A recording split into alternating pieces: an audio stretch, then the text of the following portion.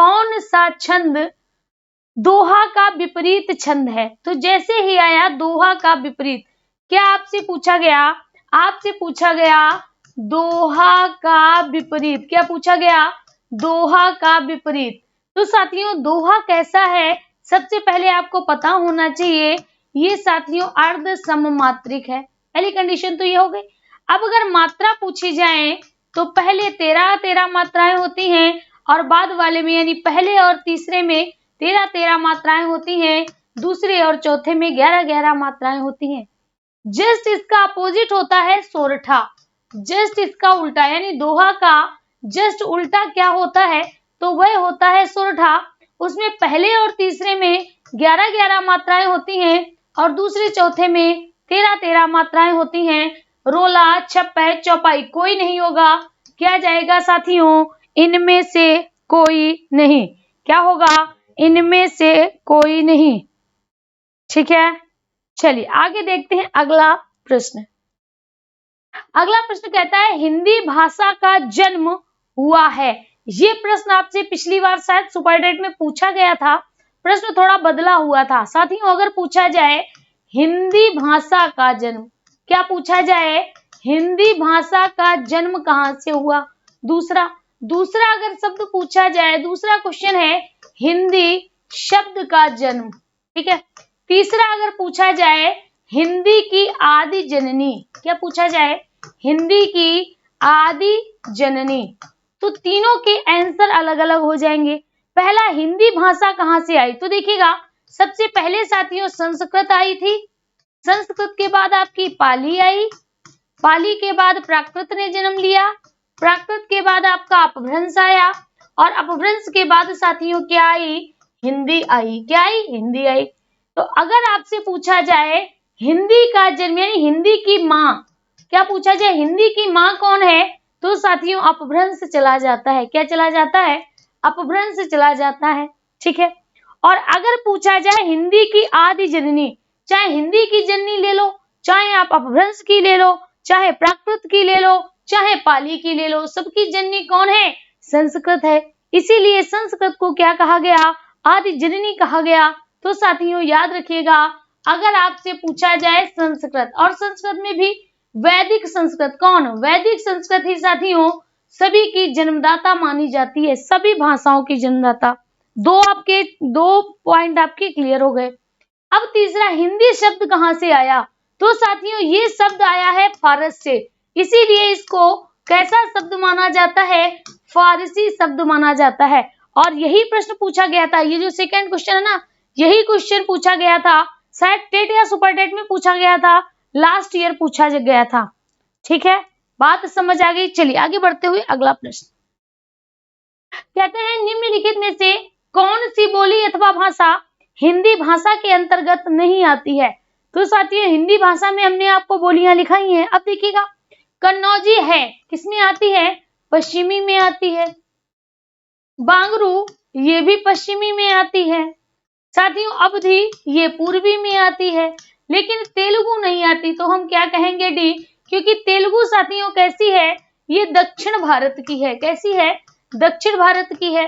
अगर पूछा जाए इसका भाषा परिवार क्या है, इसका भाषा परिवार क्या माना जाता है, तो याद रखिए इसका भाषा परिवार साथियों द्रविड़ माना जाता है। क्या माना जाता है? द्रविड़।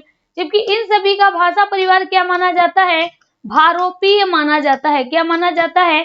भारोपीय माना जाता है। याद रखिएगा तो विकल्प आपका क्या जाएगा? डी चला जाएगा साथियों। डी विकल्प इज द राइट। ठीक है, चलिए अगला पल्लव के रचयिता कौन है? क्या कह रहा है? पल्लव के रचयिता। तो देखिएगा आपसे अगर पूछा जाए पल्लव, गुंजन, वीणा, पल्लव, गुंजन, वीणा। ठीक है, तो साथियों इन पल्लव के भी, गुंजन के भी, वीणा के भी, इसके अलावा चिदंबरा, कौन? चिदंबरा, लोकायतन, लोकायतन। ठीक है, युगांत, युगांत, युगवाणी। ठीक है, ये साथियों किसकी मानी जाती हैं? पंत की मानी जाती हैं। और पंत को क्या कहा जाता है? पंत को कहा जाता है प्रकृति का सुकुमार कवि। क्या कहा जाता है? प्रकृति का सुकुमार कवि कहा जाता है। किसको? पंत को कहा जाता है। तो यहाँ पर साथियों राइट विकल्प आपका क्या जाएगा? राइट विकल्प साथियों रहेगा सुमित्रा नंदन पंत। क्या जाएगा? सुमित्रा नंदन पंत चला जाएगा। ठीक है, सुमित्रा नंदन पंत हो जाएगा। बहुत बढ़िया। पैंट अंकल नहीं है, पंत अंकल हैं। ठीक है, पैंट अंकल, ऐसी बात ना बोला करो।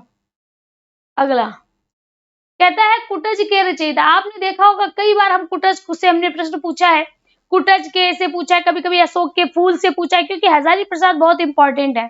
तो साथियों अगर आपसे पूछा जाए कुटज, आपसे पूछा जाए अशोक के फूल, अशोक के फूल, आपसे पूछी जाए बाण भट्ट की आत्मकथा, बाण भट्ट की आत्मकथा, आत्मकथा, आपसे पूछा जाए अनाम दास का पोथा, अनाम दास का पोथा, तो साथियों ये किसने कहा है? ये किसने लिखी है?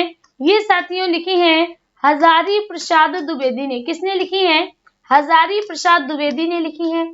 अब आपको अभी आंसर करना है हजारी प्रसाद द्विवेदी ने प्रथम कवि किसे माना? हजारी प्रसाद द्विवेदी ने प्रथम कवि किसे माना है? ये जल्दी से कमेंट बॉक्स में अभी कमेंट करिएगा। और जिसका आएगा पहला प्रश्न, देखते हैं किसका आता है पहले इस वाले प्रश्न का पहले उत्तर। सारे याद होने चाहिए, सारी रचनाएं आपको याद होनी चाहिए। चलिए जल्दी से बताइएगा, अभी तक किसी का आंसर नहीं आया है।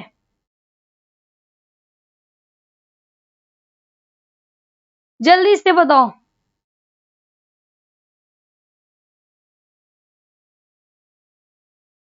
अब्दुल रहमान, रविंद्र कुमार का सबसे पहले आंसर आया है अब्दुल रहमान। Very good. और आज के विनर हैं रविंद्र कुमार जी।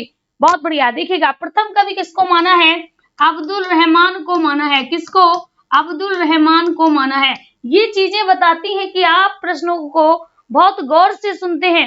सिर्फ उतना ही नहीं सुनते जितना क्वेश्चन में बताया जाए, उससे इतर भी आप सुनते हो। चलिए तो बढ़ते हुए आगे, यहाँ पर राइट विकल्प आपका क्या जाएगा? हजारी प्रसाद द्विवेदी चला जाएगा। अगला प्रश्न कहते हैं प्रेमचंद के अधूरे उपन्यास का नाम क्या था? साथियों ध्यान से मेरी इस बात को भी सुनिएगा। अगर आपसे पूछा जाए प्रेमचंद का अधूरा उपन्यास, क्या प्रेमचंद का अधूरा उपन्यास कौन था?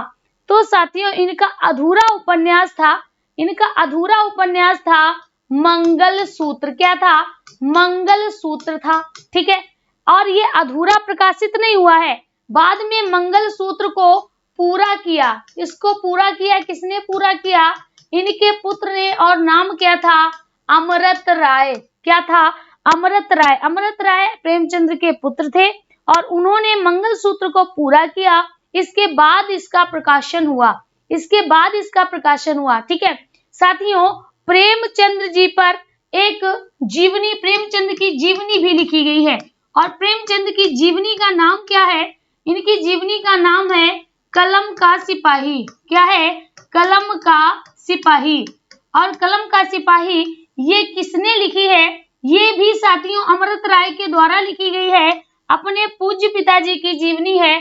तो यहाँ पर राइट विकल्प आपका क्या जाएगा? सी चला जाएगा। दूसरा याद रखिएगा, अगर पूछा जाए जयशंकर प्रसाद का अधूरा उपन्यास, जयशंकर प्रसाद का पूछा जाए तो साथियों कौन सा है? इरावती। कौन सा है? इरावती। और ये भी याद रखना कि ये कैसा है? इसका साथियों अधूरा ही प्रकाशन है, इसका प्रकाशन अधूरा ही किया गया है। तो यहाँ पर तो विकल्प आपका सी जाएगा। चलिए आगे बढ़े। अगला कहता है अपभ्रंश का वाल्मीकि किसे कहा जाता है? तो जैसे ही प्रश्न आया वाल्मीकि, तो आपको क्या समझ में आया? आपको समझ में आया वाल्मीकि का मतलब क्या होगा? आदि कवि हो जाएगा। क्या होगा? आदि कवि होगा। और किसका आदि कवि? अपभ्रंश का। किसका? अपभ्रंश का। अगर साथियों सिर्फ आदि कवि लिखा हुआ है तो इसका मतलब वाल्मीकि है, लेकिन अपभ्रंश का आदि कवि कहा जाए, या साथियों अपभ्रंश का वाल्मीकि कहा जाए। वाल्मीकि ने क्या लिखा है?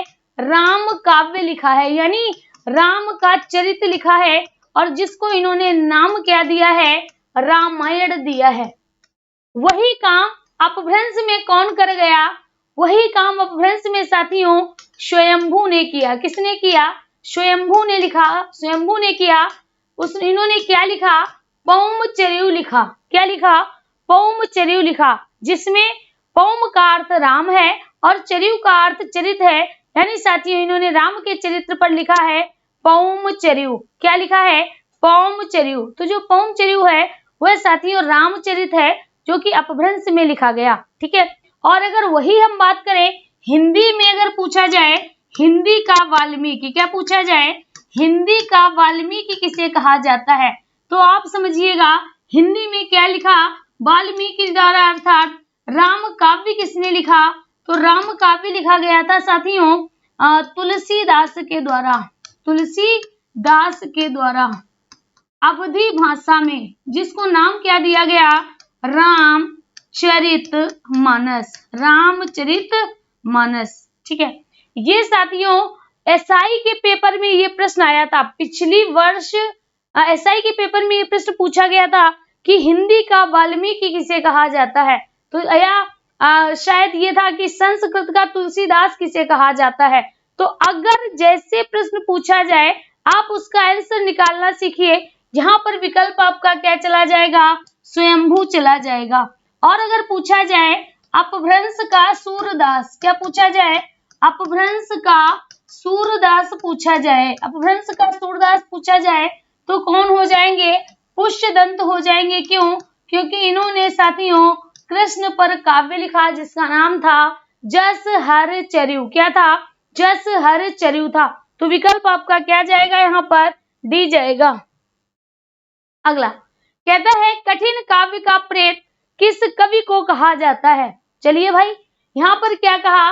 कठिन काव्य का, कठिन काव्य का प्रेत। साथियों कठिन काव्य का प्रेत कहा जाता है केशवदास को। क्या किसे कहा जाता है? केशवदास को। केशवदास को ही साथियों अलंकारवादी कवि कहा जाता है। क्या कहा जाता है? अलंकारवादी कवि कहा जाता है। साथियों जो केशवदास थे वह आपके रीतिबद्ध कवि माने जाते हैं। कैसे माने जाते हैं? रीतिबद्ध कवि माने जाते हैं। ठीक है। दूसरा प्रश्न अगर आपसे पूछा जाए कठिन गद्य का प्रेत, क्या कठिन गद्य का प्रेत किसे कहा जाता है? तो साथियों यहाँ पर नाम क्या आता है? अज्ञेय जी का। किसका आता है? अज्ञेय जी का। अज्ञेय जी को साथियों ज्ञानपीठ पुरस्कार भी प्राप्त है, और साथियों अज्ञेय को साहित्य अकादमी पुरस्कार भी मिला हुआ है। ठीक है, ये याद रखिएगा। अज्ञेय ही तार सप्तक के जन्मदाता माने जाते हैं। तार सप्तक के जन्मदाता माने जाते हैं। तो सारी चीजें आप याद रखिएगा। विकल्प आपका क्या जाएगा? केशवदास चला जाएगा। क्या जाएगा साथियों? केशवदास चला जाएगा। ठीक है, चलिए बहुत बढ़िया। यहां तक आप सभी को कोई प्रॉब्लम नहीं होगी। आगे की तरफ चलते हैं। अगला प्रश्न कहता है द्विवेदी युग का नामकरण किसके आधार पर हुआ था? तो साथियों जो हमारा आधुनिक काल था, क्या था? जो हमारा आधुनिक काल था वह कितने भागों में डिवाइड करा गया? 4 भागों में डिवाइड करा गया। ठीक है। सबसे पहला जो युग आया था उसको क्या कहा गया? भारतेंदु युग कहा गया। क्यों? क्योंकि इसके प्रवर्तक कौन माने गए साथियों? भारतेंदु हरिश्चंद्र माने गए। कौन माने गए? भारतेंदु हरिश्चंद्र इसके प्रवर्तक माने गए। किस काल के? भारतेंदु युग के। किस युग के? भारतेंदु युग के। फिर साथियों दूसरा काल आया था, इसमें द्विवेदी युग आया था। क्या आया था? द्विवेदी युग आया था। और द्विवेदी युग के साथियों संस्थापक कौन माने जाते हैं? महावीर प्रसाद द्विवेदी माने जाते हैं। महावीर प्रसाद द्विवेदी माने जाते हैं। ठीक है। तीसरा काल आया था साथियों छायावाद काल, जिसके जन्मदाता कौन माने जाते हैं? जयशंकर माने जाते हैं, जयशंकर प्रसाद। लेकिन जब यहाँ पर चातुष्ट पूछा जाए, क्या पूछा जाए? चातुष्ट पूछा जाए तो नाम आता है प्रसाद, पंत, वर्मा, निराला। क्या? प्रसाद, पंत, वर्मा, निराला। छायावाद काल को हिंदी का द्वितीय स्वर्ण काल कहा जाता है। छायावाद काल को हिंदी का द्वितीय स्वर्ण काल कहा जाता है।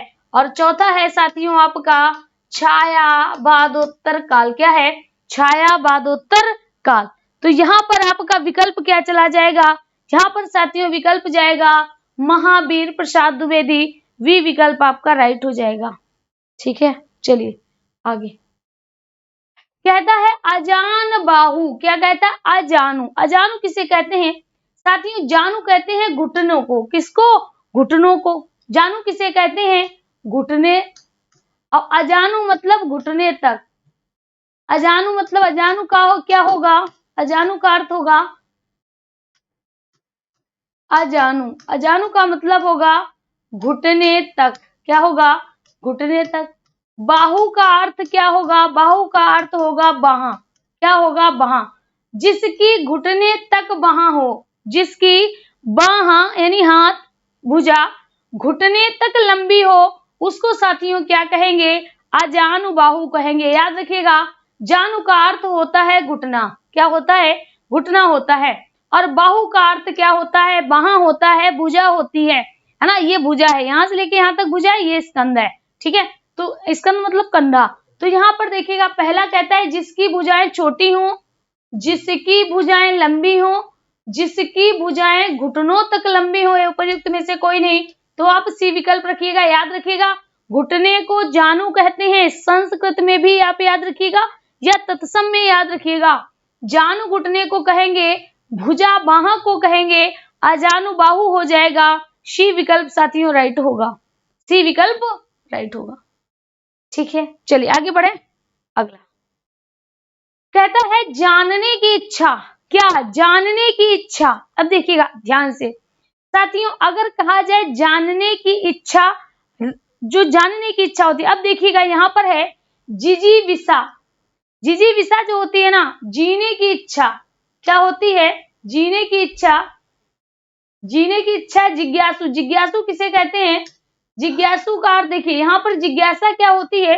जिज्ञासा कहा जाता है जानने की इच्छा। जानने की इच्छा। ठीक है, और जिज्ञासु का मतलब होगा जानने की इच्छा रखने वाला। जानने की इच्छा रखने वाला जिज्ञासु हो जाएगा। आपने सुना होगा, लोग कहते हैं कि उसके अंदर जिज्ञासा ज्यादा रहती है। जिज्ञासा मतलब जानने की इच्छा ज्यादा रहना जिज्ञासा कहलाती है। जिजीविषा। जिजीविषा। जिजीविषा कहते हैं जीने की इच्छा, जिजीविषा। जीने की इच्छा, जिजीविषा। तो यहाँ पर राइट विकल्प आपका क्या हो जाएगा? सी चला जाएगा। क्या जाएगा? सी चला जाएगा। 11 का बी। 11 का बी कैसे हो गया? जानने की इच्छा रखने वाला।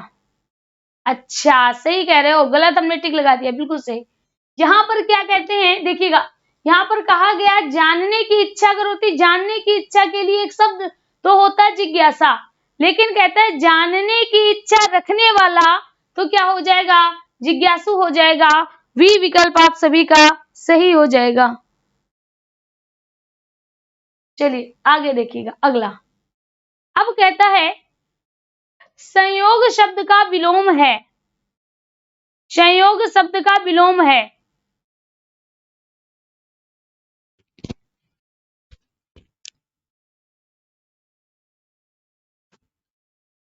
चलिए देखिए क्या लिखा है, संयोग शब्द का विलोम है। जल्दी से बताइएगा। हाँ सही था, आप सभी का सही था। वो एक्चुअली हमने क्वेश्चन को सही से नहीं पढ़ा, माय मिस्टेक। ठीक है,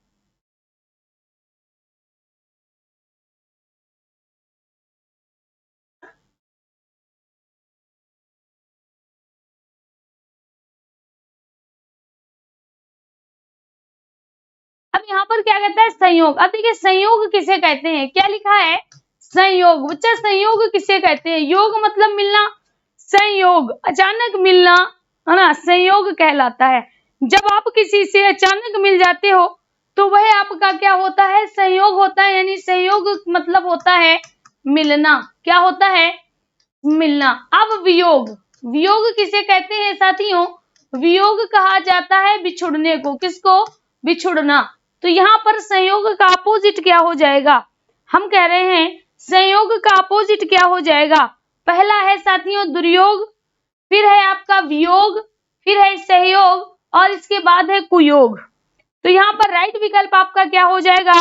संयोग का हो जाएगा वियोग। ठीक है,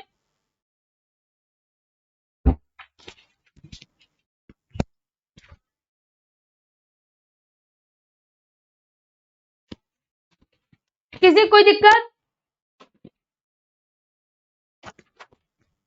अभी नहीं।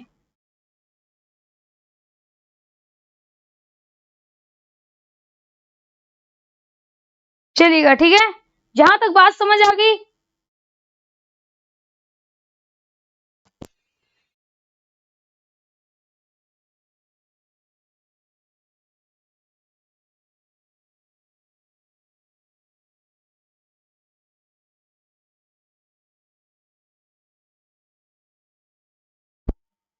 चलिए आगे देखिएगा, आगे क्या कहता है? तो संयोग का अपोजिट क्या हो जाएगा? वियोग हो जाएगा। अगला प्रश्न कहता है हवा का पर्यायवाची शब्द नहीं है। जल्दी से बताइएगा, हवा का पर्यायवाची शब्द क्या नहीं होगा? क्या भाई, क्या हो गया? क्या प्रॉब्लम आ गई?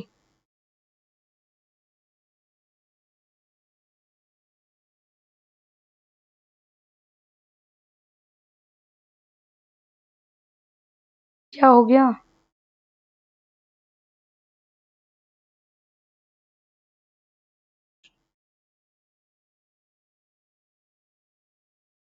चलिए देखिएगा, लिखा है संयोग शब्द का विलोम है। जल्दी से बताइएगा।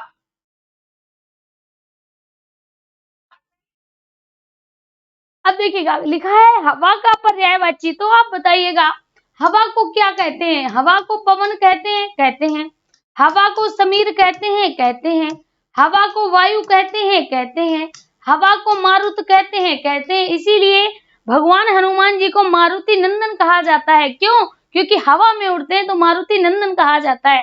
तो पवन है, समीर है, वायु है, मारुत है, वात है। क्या है? वात है। अब देखिएगा यहाँ पर कहा गया समीर है, अनिल, अनिल। अब देखिएगा अनिल, तो अनिल अगर हम बात करें जठरानल, यहां पर ध्यान से देखिएगा, जठरानल तो क्या हो जाएगा? जठर प्लस अनल। तो साथियों अनल किसे कहा जाता है? अनल कहा जाता है आग को। और अगर हम हवा की बात करें, हवा किसे कहा जाता है? अनिल को कहा जाता है। ठीक है, तो पवन भी होगा, समीर भी होगा, वायु होगा, क्या नहीं होगा? सलिल नहीं होगा। क्या होगा? सलिल नहीं होगा। अब आप कहोगे सलिल किसे कहते हैं? कहोगे ना, तो देखिए सा, सी, से, सम, सलिल, यानी जो सलिल होता है उसका अर्थ क्या होता है? समान होता है। क्या होता है? समान होता है। राइट विकल्प साथियों क्या जाएगा आपका? ए चला जाएगा। ठीक है, चलिए आगे बढ़ते हैं। अगला प्रश्न कहता है अबलो नसानी अब न नसहियों में कौन सा अलंकार है? सॉरी, कौन सा रस है? कहते हैं अब लो नसानी, यानी अब तक तो हमने खूब बेइज्जती कराई है, अब नहीं कराऊंगा। अब लो नसानी, अब तक नसाई है, अब न नसेयो, अब नहीं नसाऊंगा, अब बेइज्जती नहीं कराऊंगा। कहा गया है कि ये पंक्तियां किसकी हैं? सबसे पहले शांत रस की, करुण रस की, भक्ति रस की या अद्भुत रस की? तो आपने क्या देखा? अब लो नसानी, अभी तक बेइज्जती कराई, अब नहीं कराऊंगा। तो ये जो कहा जा रहा है, तो साथियों ये पंक्तियां किस रस की कही जा रही? तो आप क्या कहोगे कि इनमें साथियों उपदेश का वर्णन है। किसका है? उपदेश का वर्णन है। और जब उपदेश का वर्णन किया जाता है तो क्या होता है? शांत रस कहलाता है। क्या कहलाता है? शांत रस कहलाता है। विकल्प आपका क्या चला जाएगा? ए चला जाएगा। क्या जाएगा साथियों? ए चला जाना है, ए हो जाएगा। ठीक है, बहुत बढ़िया।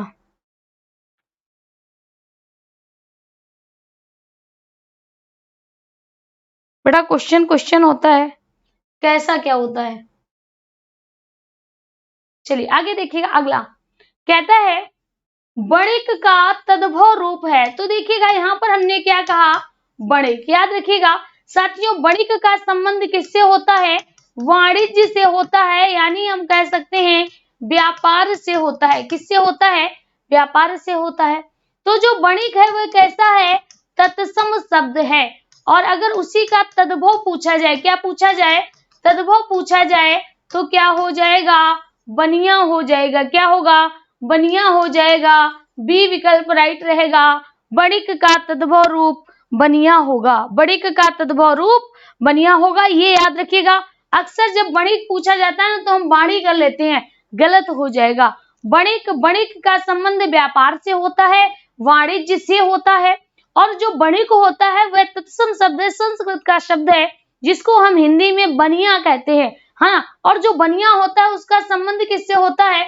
वही साथियों दुकानदारी व्यवस्था से जाना जाता है।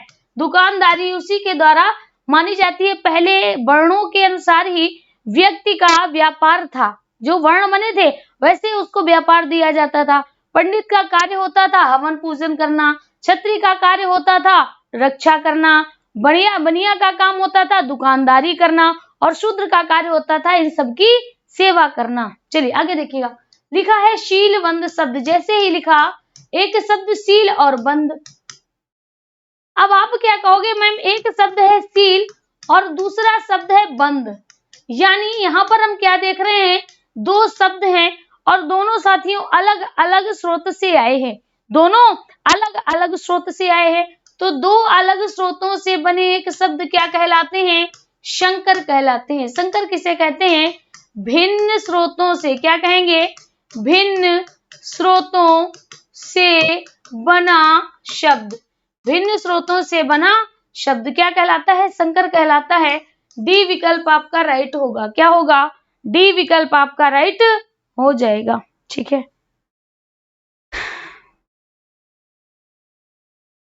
आगे देखिएगा। कहता है निस्सार में प्रयुक्त उपसर्ग बताइए। निस्सार में प्रयुक्त उपसर्ग बताइए। देखिए जैसे लिखा हो निकम्मा, हम क्या कहते हैं? ध्यान से मेरी बात को सुनिएगा। हमने आपसे क्या कहा कि जैसे लिखा हो निकम्मा, क्या लिखा हो? निकम्मा। अब आप जैसे ही निकम्मा देखोगे तो साथियों उपसर्ग नी हो जाएगा, कम्मा हो जाएगा। ठीक है, हमने लिखा निर्गुण। क्या लिखा? निर्गुण लिखा। अब आपने क्या कहा कि निर्गुण को हम ऐसे लिख सकते हैं, बिल्कुल लिख सकते हैं, लेकिन ये अशुद्ध माना जाता है। आपको उपसर्ग अगर निकालना हो तो आप यूं लिख सकते हैं।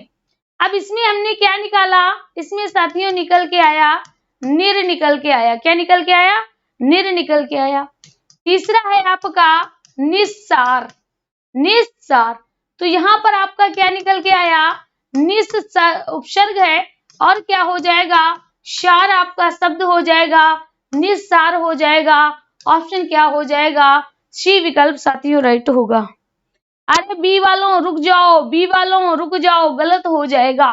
निस होगा बच्चा। क्या होगा? निस हो जाएगा।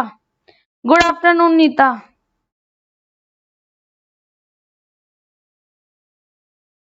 ए के रावत, चीटिंग नहीं। ठीक है, डबल डबल आंसर नहीं देना है, only one answer, only one answer देना है। बी सी दोनों आप लिख रहे हो, गलत बात है भाई। अगर ऐसा पेपर में करोगे ना तो आपके नंबर कट जाएंगे। OMR CT क्वेश्चन ही नहीं चेक होगा। लिखा है परोपकार शब्द में प्रयुक्त उपसर्ग है। अब देखिएगा, सबसे पहले ध्यान से हमने यहाँ पर क्या लिखा? हमने यहाँ पर लिखा परोपकार। ठीक है, ध्यान से मेरी बात को सुनिएगा। अब साथियों ओ की मात्रा दो भागों में डिवाइड हो जाती है, आ प्लस उ।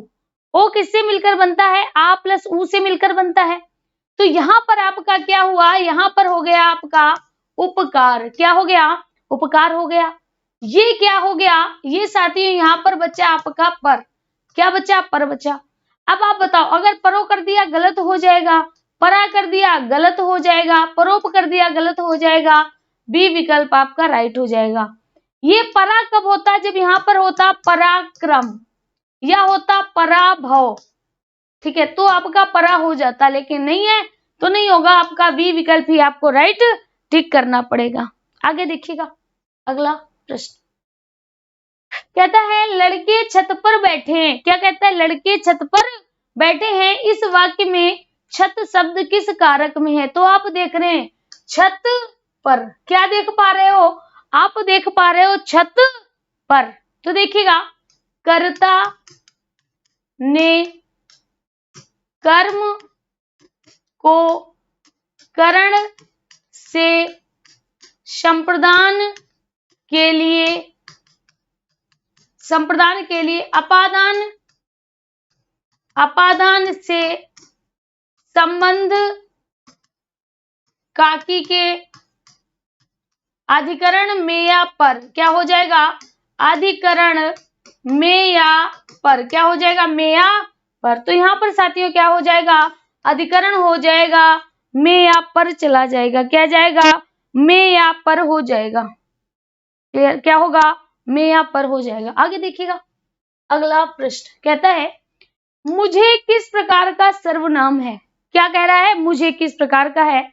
उत्तम, मध्यम, अन्य। तो साथियों जैसे ही ये प्रश्न आए आप अपने आप को रख लीजिएगा। कैसे? आप किसी के लिए अच्छे हो सकते हैं, किसी के लिए गंदे हो सकते हैं, मैटर नहीं करता। आप अपने लिए क्या हो, आप अपनी नजर में क्या हो, तो आप कहोगे हम तो अपनी नजर में सबसे अच्छे हैं। अगर आप अपनी नजर में सबसे अच्छे हैं तो याद रखिएगा उत्तम पुरुष में होगा, और उत्तम पुरुष में किस सर्वनाम का प्रयोग करेंगे? मैं या हम का प्रयोग करेंगे। मध्य पुरुष में साथियों किसका प्रयोग करोगे? तुम और आप का करोगे। अन्य पुरुष में वह और वे का करेंगे। विकल्प आपका क्या जाना है साथियों? ए विकल्प चला जाएगा। क्या हो जाएगा? ए विकल्प राइट हो जाएगा। क्लियर? यहां तक किसी कोई समस्या? जहां तक किसी कोई समस्या फटाफट बताइएगा। चलिए आगे बढ़ते हैं। अगला प्रश्न कहता है अव्यय के कितने भेद होते हैं? तो साथियों अव्यय को क्या कहते हैं? अव्यय को कहा जाता है अविकारी।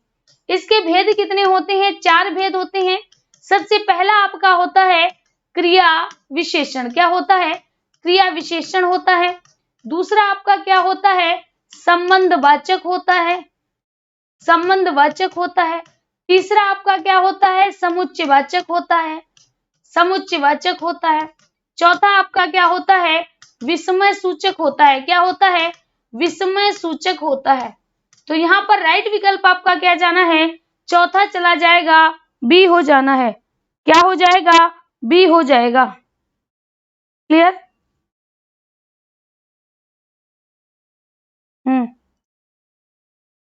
यार यहाँ से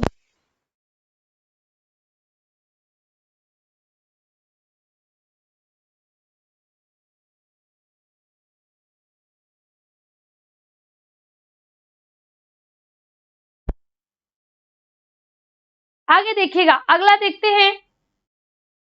अगला क्या कहता है? कहता है सामान्य वर्तमान काल का उदाहरण। क्या कहता है? सामान्य वर्तमान। सामान्य वर्तमान जब पूछा जाए सामान्य वर्तमान तो आपको क्या याद रखना है? सामान्य वर्तमान में साथियों याद रखना है कि यहां पर होता है ता है, ती है, ते है। ता है, ती है, ते है, ये शब्द आते हैं। क्या आता है साथियों? ता है, ती है, ते हैं, ये शब्द आते हैं। और अगर ये शब्द आए हैं तो आपका क्या हो जाएगा? तो साथियों सामान्य वर्तमान होगा। तो यहाँ पर क्या है? ती होगी, ये तो नहीं होगा। पढ़ा है, ये भी नहीं होगा। रही थी, ये भी नहीं होगा। जाता है, क्या है? ता है दिया है। तो यही विकल्प आपका राइट हो जाएगा, सामान्य वर्तमान में चला जाएगा। किस में जाएगा? सामान्य वर्तमान में चला जाएगा। ठीक है, सामान्य वर्तमान में चला जाएगा। अगला देखिएगा। अगला कहता है मानव शब्द से विशेषण बनेगा। तो साथियों अगर हम बात करें मानव क्या है? मानव संज्ञा है। कैसी संज्ञा है? जातिवाचक संज्ञा है। क्या है? जातिवाचक संज्ञा है। अब अगर हम इसमें क्या जोड़ देंगे? अगर हमने इसमें जोड़ दिया मानवीकरण। क्या जोड़ दिया? मानवीकरण जोड़ दिया। तो साथियों ये कैसी हो जाएगी? भाववाचक संज्ञा हो जाएगी। क्या होगी? भाववाचक संज्ञा हो जाएगी। आगे देखिएगा। अगर हमने आपसे कह दिया मानवता, क्या कहा? मानवता कह दिया, तो ये भी साथियों क्या हो जाएगा? भाववाचक संज्ञा हो जाएगी। क्या होगी? भाववाचक संज्ञा हो जाएगी। अगर हमने आपसे कहा मानवी, क्या कहा? मानवी, तो देखिएगा मानवी क्या होती है? आदतें होती हैं। मानवी क्या होती हैं? प्रवृत्तियां होती हैं। मानवी क्या होते हैं? सुधार होते हैं। मानवी क्या होते हैं, तो आप देखिएगा ये सब की सब संज्ञाएं हैं। तो अगर मानवी में ये सभी संज्ञाएं जुड़ रही हैं तो इसका मतलब मानवी क्या हो जाएगा, विशेषण हो जाएगा। यही विकल्प आपका राइट होगा। अब देखिएगा ये संज्ञा मानवता में नहीं जुड़ेंगी, मानवता आदतें नहीं होगा, मानवीकरण आदतें नहीं हो रहा है, मानव आदतें नहीं हो रहा है, क्योंकि दो संज्ञाएं एक साथ साथ नहीं आ सकती हैं। अगर आएंगी तो इनके बीच में किसी न किसी संबंध सूचक शब्द जरूर आएगा, ऐसे नहीं आ सकती हैं। तो यहाँ पर राइट विकल्प आपका क्या जाएगा साथियों, डी चला जाएगा, मानवी हो जाएगा। क्या होगा, मानवी हो जाएगा। याद रखिएगा एक एक प्रश्न इंपॉर्टेंट है आपके लिए।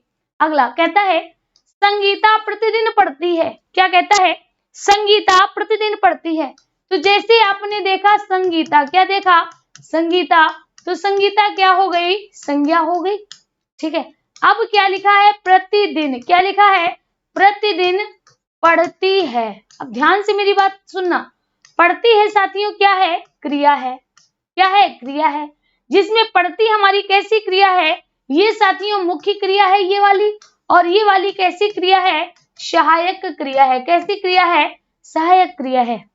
अब आप क्या देख रहे हो, प्रतिदिन, क्या देख रहे हो, प्रतिदिन देख रहे हो। तो साथियों प्रतिदिन जो है वह समय है। क्या है, समय है। और अगर समय है तो ये किसका समय बता रहा है, पढ़ने का समय बता रहा है। प्रतिदिन पढ़ती है, प्रतिदिन आती है, प्रतिदिन जाती है, प्रतिदिन खेलती है, यानी ये क्या बता रहा है साथियों, समय बता रहा है, अर्थात किसका समय, क्रिया का समय बता रहा है। तो क्रिया विशेषण हो जाएगा। कौन सा क्रिया विशेषण होगा, कालवाचक क्रिया विशेषण हो जाएगा। विकल्प साथियों आपका क्या जाएगा, बी चला जाएगा। ठीक है, बात समझ आ गई हो तो फिर आगे बढ़ते हैं। अगला कहता है सप्तर्षि शब्द में समास होगा। तो देखिएगा यहाँ पर क्या लिखा, सप्तर्षि, ऐसे लिखते हैं ना। इसका मतलब क्या है, इसका मतलब है साथियों सप्त प्लस ऋषि।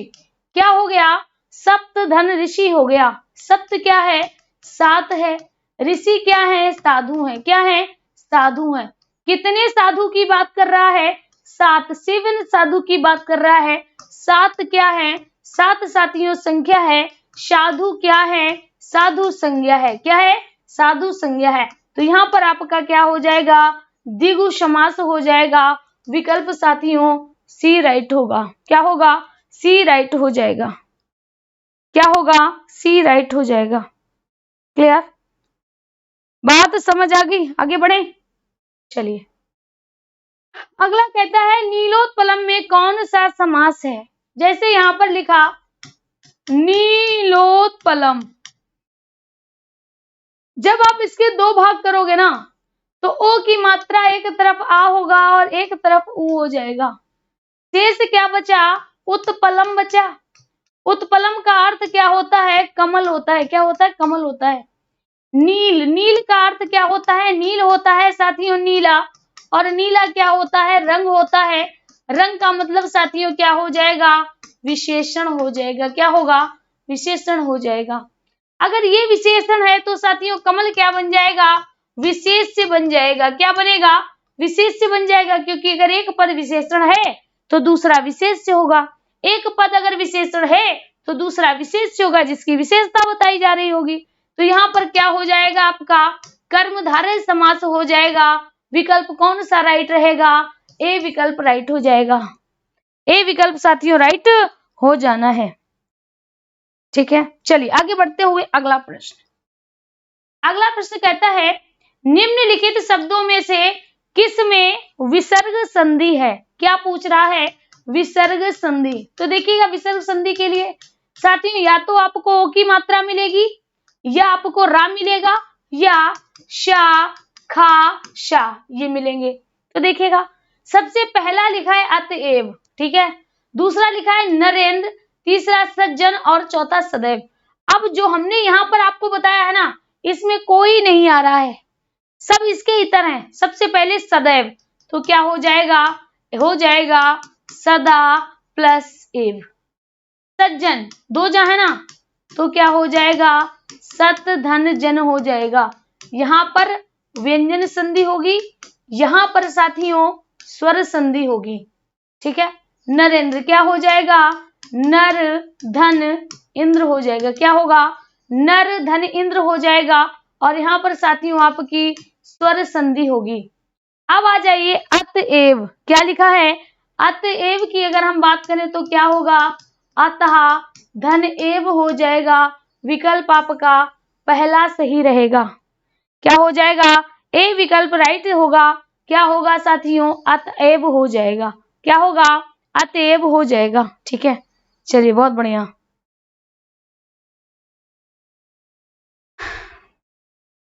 कई हमारे साथी एकदम मैसेज कर रहे हैं और मोस्टली उनके आंसर, यानी जो जो कमेंट कर रहे हैं ना, मोस्टली उनके आंसर सही जा रहे हैं। नेट रुक रहा है क्या भाई? एक बार कमेंट करें, नेट रुक रहा है क्या? नेट तो नहीं हो गया। नहीं, पूरे दिन नहीं होगी, बस 50 क्वेश्चन होंगे। लिखा है निम्नलिखित शब्दों में से किसमें व्यंजन संधि है? अब देखिएगा, कह रहा है व्यंजन संधि। क्या पूछ रहा है? व्यंजन संधि का पूछ रहा है। तो व्यंजन संधि की बात करें, जहां पर देखिए क्या हो जाएगा, इसका संधि विच्छेद होगा सप्त प्लस ऋषि। क्या हो जाएगा साथियों? यहाँ पर अर है ना, तो गुण संधि होगी, अर्थात साथियों स्वर हो जाएगी। ठीक है। निराधार, यहाँ पर क्या होगा? रा बना हुआ है ना, तो यहाँ पर आपका हो जाएगा नि धन आधार हो जाएगा, आपकी विसर्ग संधि हो जाएगी। ठीक है। अब आ जाइए सदाचार। तो देखिएगा यहाँ पर इसके दो होंगे, एक तो हो जाएगा सत प्लस आचार हो जाएगा, और दूसरा साथियों क्या होगा? सदा प्लस आचार हो जाएगा। ठीक है। हिमालय का क्या हो जाएगा? हिम धन आलय हो जाएगा।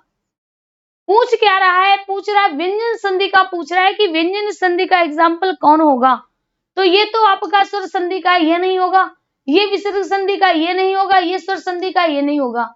अब सदाचार में आपका स्वर भी है, ये आपका स्वर हो जाएगा, और ये व्यंजन भी हो जाएगा, दोनों है। तो और किसी में तो व्यंजन है नहीं, तो हमें सी विकल्प को ही आंसर देना होगा। सी विकल्प को ही आंसर देना होगा। चलिए आगे देखिएगा, अगला प्रश्न कहता है ज्यों ही मैंने दरवाजा खोला कि वह आ गया। कहता है ज्यों ही मैंने दरवाजा खोला, जैसे ही दरवाजा खोला वह आ गया। तो देखिए साथियों यहाँ पर पहला वाक्य क्या है? ज्यों ही मैंने दरवाजा खोला, एक वाक्य है, लेकिन अपना पूरा अर्थ नहीं दे रहा, कंप्लीट अर्थ नहीं दे रहा। क्या कह रहा है? ज्यों ही मैंने दरवाजा खोला, इसके बाद इसका मतलब है भी पीछे कुछ छूटा हुआ है। तो क्या कहता है? कि वह आ गया, यानी एक वाक्य साथियों दूसरे वाक्य पर निर्भर है, एक वाक्य दूसरे वाक्य पर निर्भर है। और अगर एक वाक्य साथियों दूसरे पर निर्भर है, दूसरे पर निर्भर है, तो वह हमारा क्या हो जाएगा? मिश्र वाक्य हो जाना है। क्या हो जाएगा? मिश्र वाक्य हो जाएगा। विकल्प साथियों आपका सी राइट होगा। क्या होगा? सी राइट हो जाएगा। ठीक है, चलिए आगे बढ़े। अगला कहता है तुम यह काम मत करो। अब देखिएगा क्या कह रहा है? तुम ये काम मत करो। यहां पर कह रहा है तुम ये काम मत करो। फटाफट बताइएगा क्या होगा? तुम यह काम मत करो।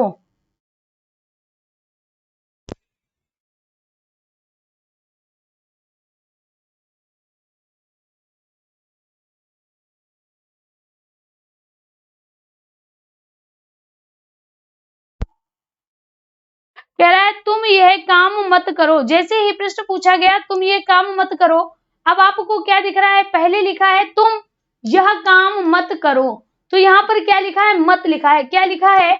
मत लिखा है। अब मत कैसा है? तो मत निषेधात्मक है। कैसा है? निषेधात्मक है, यानी ये कौन सा अर्थ प्रकट कर रहा है? नकारात्मक अर्थ दे रहा है। कैसा अर्थ दे रहा है? नकारात्मक अर्थ दे रहा है। तो साथियों क्या हो जाएगा? निषेधवाचक हो जाएगा।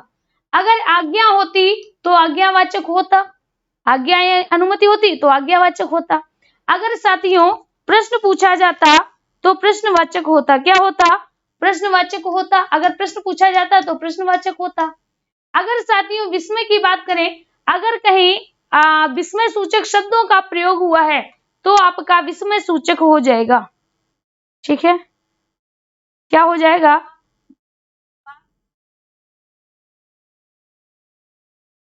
क्या क्लास रुक रही है? जल्दी से बताइएगा, क्या क्लास रुक रही है? भाई यहां से तो सब कुछ क्लियर है, रुकना नहीं चाहिए।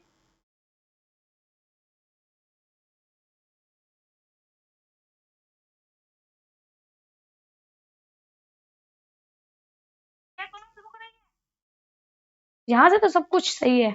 चलिए देखिएगा यहाँ पे कहता है विस्मय सूचक, जैसे हमने आपसे कहा आहा, हमने आपसे कहा आहा कितना अच्छा मौसम है, आहा कितना अच्छा मौसम है, आहा कितना अच्छा मौसम है। तो हम क्या देख रहे हैं, क्या लिखा है? आहा लिखा है। क्या लिखा है? आहा लिखा है।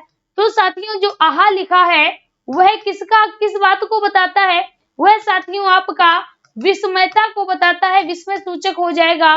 विकल्प आपका क्या हो जाएगा? विकल्प आपका साथियों बी होगा। क्या होगा? बी हो जाएगा। अगला कहता है जीव के प्रयोग के आधार पर स्वरों को कितने भागों में बांटा गया? किसके आधार पर पूछ रहा है? जीव के आधार पर। किसके आधार पर? जीव के आधार पर। जीव के आधार पर कितने भागों में बांटा गया है? तो सबसे पहले आपका क्या हो जाएगा साथियों? 3 भागों में बांटा गया। कुछ स्वर आगे से बोले जाते हैं, अग्र कहलाते हैं। कुछ बीच वाले हिस्से से बोले जाते हैं, मध्य कहलाते हैं। कुछ पीछे वाले हिस्से से बोले जाते हैं, पश्च कहलाते हैं। क्या कहलाते हैं? पश्च कहलाते हैं। ठीक है, मध्य में हमेशा आ याद रखिएगा। आ से अग्र से ई बोला जाता है और ए ऐ बोला जाएगा। पश्च से क्या बोला जाएगा? ओ औ बोला जाएगा, ओ ऊ बोला जाएगा। तो यहाँ पर विकल्प आपका क्या जाएगा? 3 चला जाएगा। क्या जाएगा? 3 चला जाएगा। ठीक है, क्लियर? 3 हो जाएगा।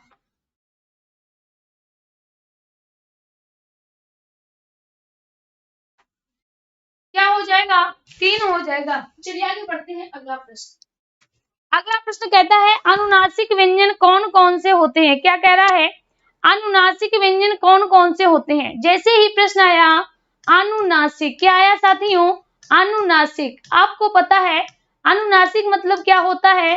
नाक के, अनु मतलब सहारे या पीछे, यानी जो वर्ण नाक के सहारे से बोले जाते हैं अनुनासिक कहलाते हैं। इसमें प्रत्येक वर्ग का पंचम वर्ण आता है, प्रत्येक वर्ग का पंचम वर्ण आता है और साथियों इसके अलावा हमारा अंग भी आता है। तो यहाँ पर विकल्प आपका क्या जाना है? डी चला जाएगा। क्या जाएगा? डी चला जाएगा। अगला प्रश्न, बहुत खूब।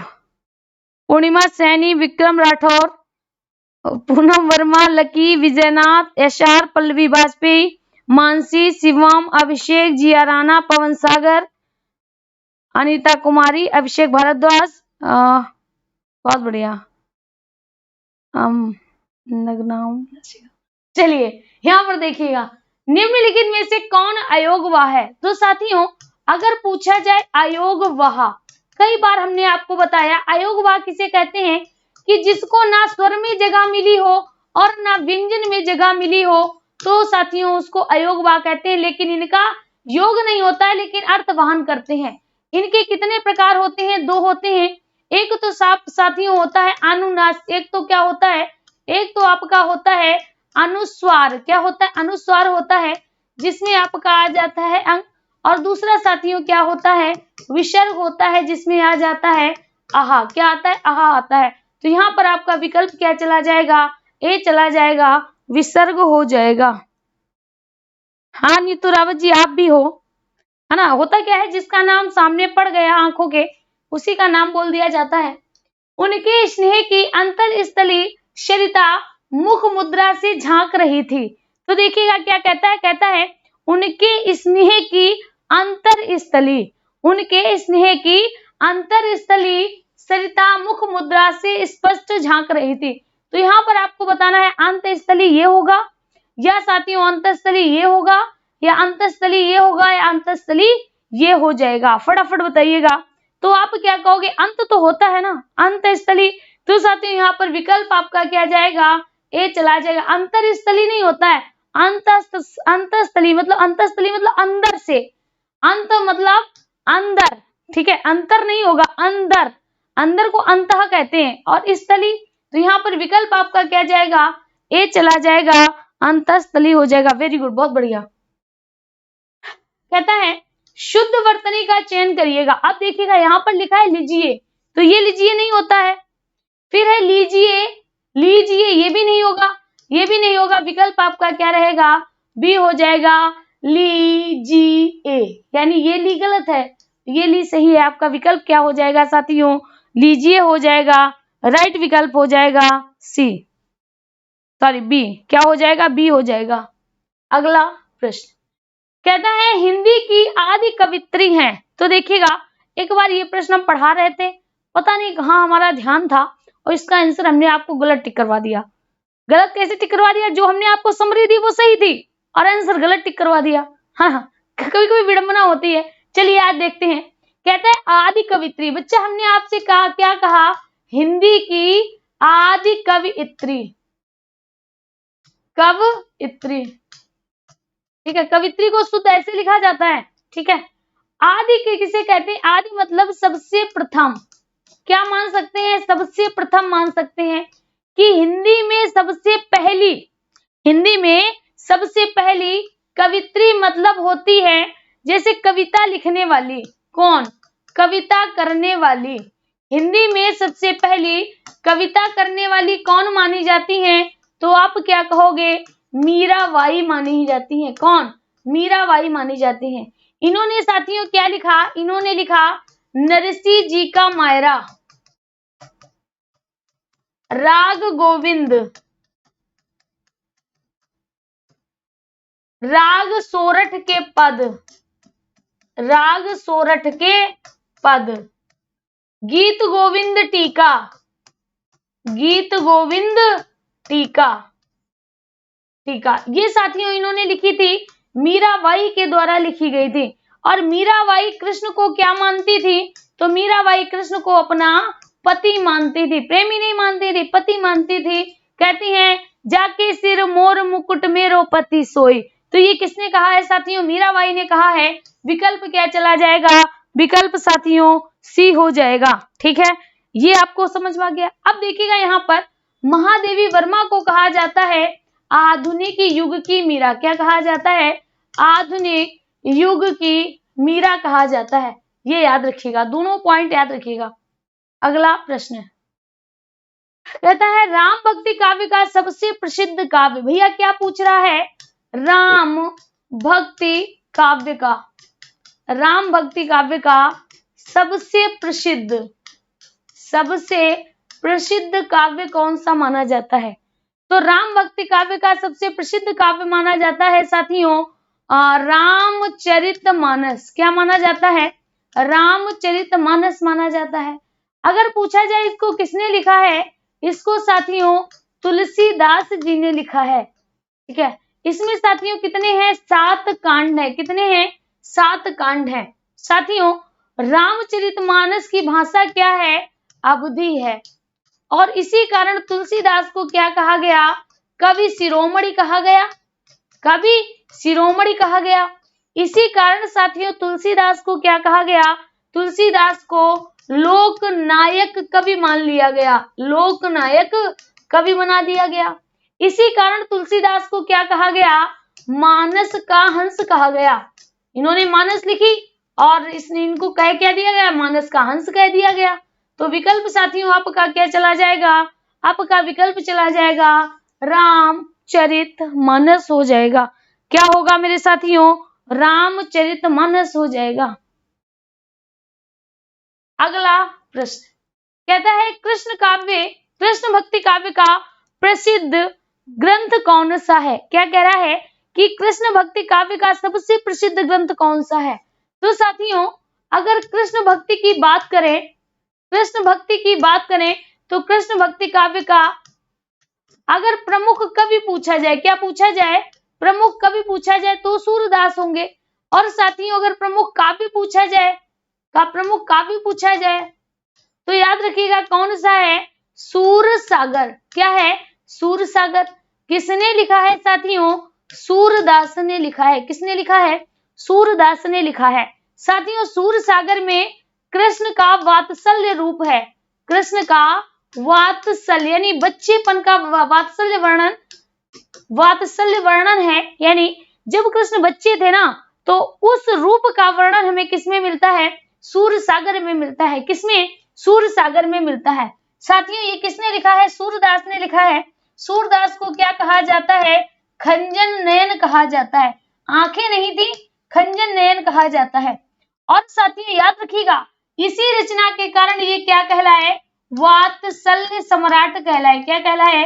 वात्सल्य सम्राट कहलाए। ठीक है, अगर पूछा जाए वात्सल्य रस का सम्राट किसे कहा जाता है? सूरदास को कहा जाता है। राइट विकल्प आपका क्या जाएगा? सूर सागर चला जाएगा। क्या जाएगा? सूर सागर चला जाएगा। अरे सूर सारावली वही सही कर लो। ठीक है, चलिए आगे बढ़ते हुए अगला प्रश्न। अगला प्रश्न कहता है भक्ति काल का हिंदी काव्य का स्वर्ण युग घोषित करने वाले प्रथम व्यक्ति। यानी अगर आपसे पूछा जाए कि जो भक्ति काल था, भक्ति काल को क्या कहा गया, तो आप कहना प्रथम स्वर्ण काल कहा गया। क्या कहा गया? प्रथम स्वर्ण काल कहा गया। ठीक है, और प्रथम स्वर्ण काल कहा किसने था? जॉर्ज ग्रियर्सन ने कहा था। किसने कहा था? जॉर्ज ग्रियर्सन ने कहा था। क्यों कहा था? क्योंकि भक्ति काल में साथियों सबसे अधिक रचनाएं लिखी थी, सबसे अधिक रचनाएं लिखी गई थी। इसी कारण साथियों इसको भक्ति काल को प्रथम स्वर्ण काल कहा जाता है। किसने कहा था? जॉर्ज ग्रियर्सन ने। ठीक है, अगर पूछा जाए द्वितीय स्वर्ण काल किसे कहा जाता है, द्वितीय स्वर्ण काल किसे कहा जाता है, तो याद रखिएगा साथियों छायावाद काल को। किसको कहा जाता है? छायावाद काल को कहा जाता है। क्यों? क्योंकि इस समय के बाद सबसे अधिक रचनाएं किस युग में लिखी गई थी, तो साथियों हमारे छायावाद काल में लिखी गई है। इसीलिए इसको द्वितीय स्वर्ण काल के नाम से जानते हैं। राइट विकल्प आपका क्या जाएगा? ए चला जाएगा। क्या जाएगा? ए चला जाएगा। रामचंद्र शुक्ल ने नहीं कहा। अरे भाई कंजूस लोगों, वीडियो को लाइक तो कर दो। बहुत कंजूसी आती है, शेयर में भी कंजूसी, लाइक में भी कंजूसी, है ना। तो भाई देखिए अगर कंजूसी ऐसे करोगे, अगर हमने कंजूसी कर दी फिर अच्छी बात नहीं होगी ना।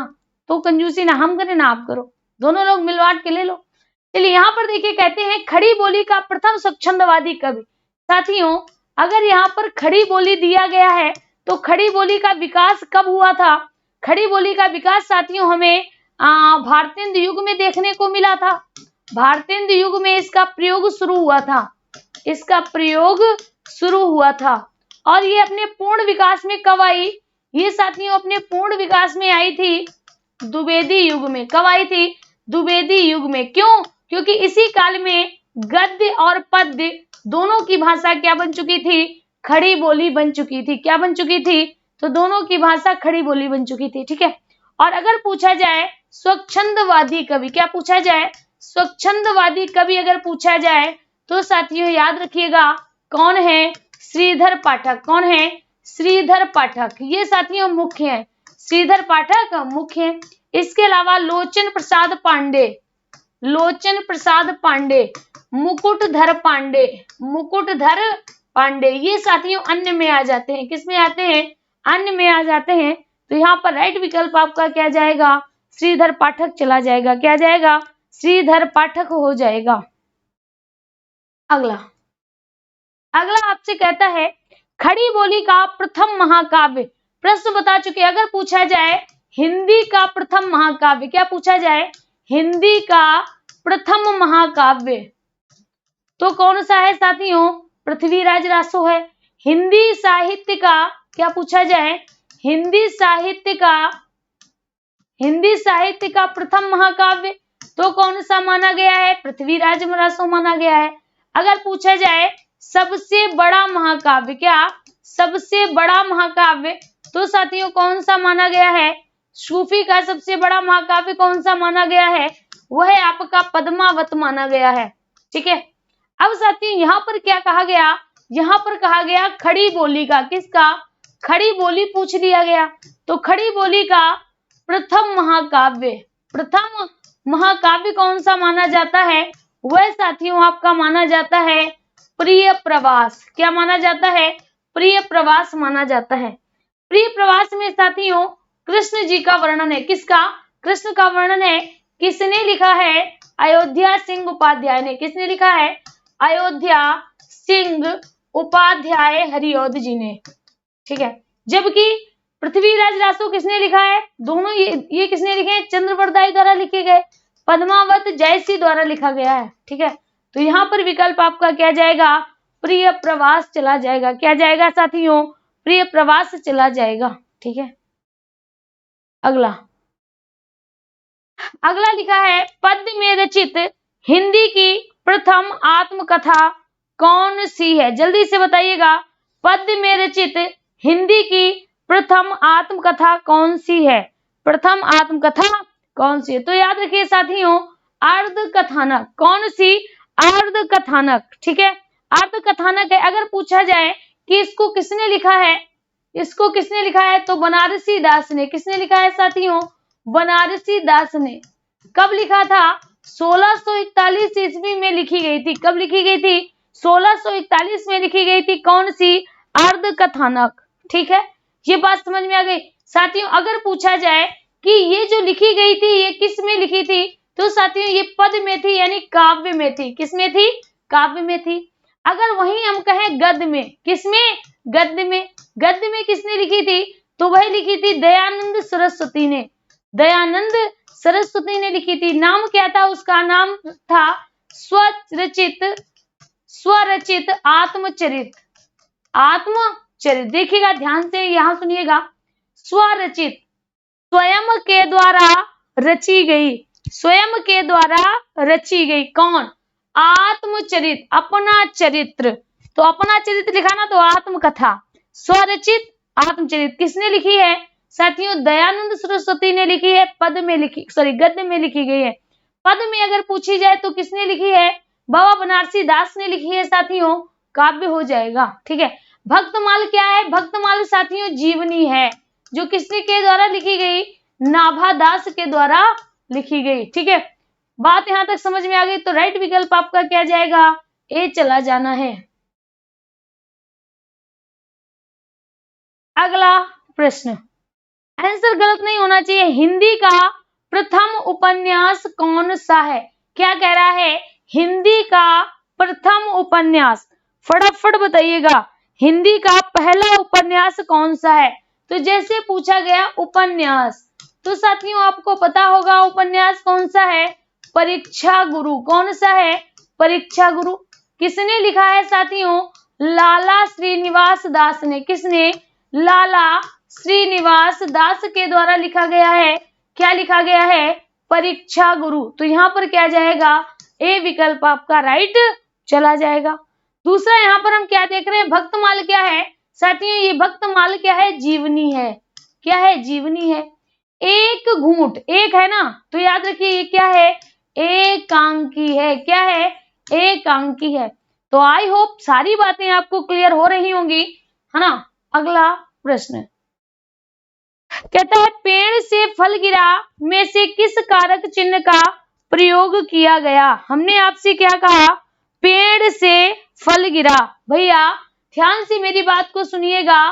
पेड़ से फल गिरा। अब देखिएगा, फल था जो कहां लगा हुआ था? फल था जो कहां लगा हुआ था? हेलो, क्लास चल रही है, 1 घंटे बाद करना। यहाँ क्या लिखा है? लिखा है पेड़ से फल गिरा। ठीक है। तो देखिएगा यहाँ पर पेड़ से फल गिरा का मतलब क्या है? फल होगा वह कहाँ लगा होगा? पेड़ पर लगा होगा। ठीक है। अब वो जो फल था वो क्या हो गया? वो फल साथियों यहाँ से गिर गया। अब जब गिर गया ना तो पेड़ से अलग हो गया। तो याद रखिएगा अलग होने की दशा में, अलग होने की दशा में, अलग होने की दशा में क्या होता है साथियों? पंचमी हो जाता है, जिसके लिए कहा जाता है ध्रुवम पाए अपादानम। ध्रुवम पाए अपादानम। जब कोई चीज अपने ध्रुव से अलग होती है तो उसमें क्या होती है? पंचमी हो जाती है, राइट विकल्प आपका क्या जाएगा, अपादान चला जाएगा, सी विकल्प राइट होगा, सी विकल्प साथियों राइट हो जाएगा। ठीक है, आगे देखिएगा अगला प्रश्न कहता है देखा गया हो, क्या कहता है, देखा गया हो, है ना, क्रिया के किस पक्ष का उदाहरण है। ध्यान से देखिएगा साथियों, अगर संदिग्ध होता तो होगा जुड़ा होता, है ना, क्या जुड़ा होता, ता होगा, तो ये तो नहीं है। अगर साथियों संभाव्य होता तो अंत में हो जुड़ा होता, खाता हो, जाता हो, पीता हो, तो उसमें हो जुड़ा होता। अगर साथियों आसन्न होता, क्या होता, आसन्न होता, ध्यान से सुनिएगा, तो साथियों क्या लगा होगा, जैसे आपका भूतकाल होगा, भूतकाल में क्या आया होगा, ई या ए, और उसके लास्ट में क्या आएगा, है आएगा, क्या आएगा, है आएगा। जैसे वह गया है, वह गई है, वह गए हैं, इस तरह से आएगा। और यहाँ पर संभाव्य भूत तो होता ही नहीं है, तो विकल्प आपका सी चला जाएगा, आसन्न भूत हो जाएगा। क्या होगा साथियों, आसन्न भूत हो जाएगा। बी वालों सभी का गलत है, डी वालों का तो घनघोर गलत है, डी वालों का तो घनघोर गलत है। ठीक है, चलिए आगे बढ़ते हैं अगला प्रश्न। अगला प्रश्न कहता है इनमें से किस वाक्य में गलत क्रिया का प्रयोग हुआ है। यानी आपको क्या ढूंढना है, आपको ढूंढना है गलत क्रिया किसमें है, गलत क्रिया ढूंढनी है। तो देखिएगा ये पंक्तियां सूरदास पाठ से ली गई हैं, हो सकता है। हम रात में भोजन करते हैं, करते भी हैं, नहीं भी करते हैं, है ना, तो ये भी सही है। अगला क्या कहता है, अब तुम जाओ, ये भी सही है। कहता है आप आम खा के देखो, क्या कहता है, आप आम खा के देखो। साथियों खा के देखा नहीं जाता है, खाकर तो स्वाद महसूस किया जाता है, और अगर देखना है तो आम खा के कैसे देखेगा, है ना। तो साथियों इसमें क्रिया का गलत प्रयोग हुआ है। क्या कहा गया, ये कहा जाएगा आप आम खाओ, आप आम खाओ, आप आम खाकर देखो नहीं होगा, तो इसमें गलत क्रिया का प्रयोग होगा, डी विकल्प आपका राइट होगा, डी विकल्प आपका राइट हो जाएगा। बहुत बढ़िया, चलिए आगे देखते अगला प्रश्न। कहता है यौगिक शब्दों की रचना होती है, क्या कहता है, यौगिक शब्दों की रचना होती है। तो सबसे पहला है साथियों यौगिक किसे कहते हैं, यौगिक किसे कहते हैं। तो यौगिक में साथियों क्या होता है कि एक शब्द होगा और उसके साथ कुछ जुड़ा होगा, दूसरा शब्द जुड़ा हो सकता है, शब्दांश जुड़ा हो सकता है, तो वह आपका क्या हो जाएगा, यौगिक हो जाएगा। यानी एक तो शब्द होगा और एक शब्द होगा, तो यौगिक क्या होगा, मिला हुआ होता है। यानी हम कह सकते हैं दो के योग से बनेगा, किसके, दो के योग से निर्मित होगा। ठीक है साथियों याद रखिए इसमें क्या हो सकता है, आपके उपसर्ग से भी बनेगा, उपसर्ग से भी बनेगा साथियों, प्रत्यय से भी बनेगा और समास से भी बनेगा। कैसे देखिएगा, कोई शब्द है अगर हम उसके आगे कुछ जोड़ देते हैं तो उपसर्ग होगा। अगर साथियों शब्द है, शब्द के अगर हम पीछे कुछ जोड़ देते हैं तो भी बनेगा। ठीक है, अगर साथियों शब्द है और हम इसमें कोई नया शब्द जोड़ देते हैं तो भी बन जाएगा। यानी साथियों तीनों से हो जाएगा, डी विकल्प आपका राइट होगा, डी विकल्प आपका राइट हो जाएगा। बहुत बढ़िया, ठीक है चलिए आगे बढ़ते हैं अगला प्रश्न। अगला प्रश्न कहता है तुम्हें कौन चाहिए, क्या कहता है, तुम्हें कौन चाहिए। तो अगर साथियों निजवाचक होता तो क्या होता, अपने आप, स्वयं, खुद, ये आते। प्रश्नवाचक होता तो आता कौन और क्या। ठीक है, संबंधवाचक आता, अगर संबंधवाचक होता तो साथियों कैसे आता, जो सो, जब तब, इस तरह से आते। ठीक है, अब साथियों आ जाए निश्चयवाचक। निश्चयवाचक में क्या होगा, यह आएगा, वह आएगा, ये आएगा, वे आएगा। ये किसको बताते हैं, निश्चयता को बताते हैं। कौन आया है तो क्या हो जाएगा, प्रश्नवाचक हो जाएगा। क्या होगा, प्रश्नवाचक हो जाएगा, बी विकल्प राइट रहेगा। क्या हो जाएगा, बी विकल्प साथियों राइट हो जाना है।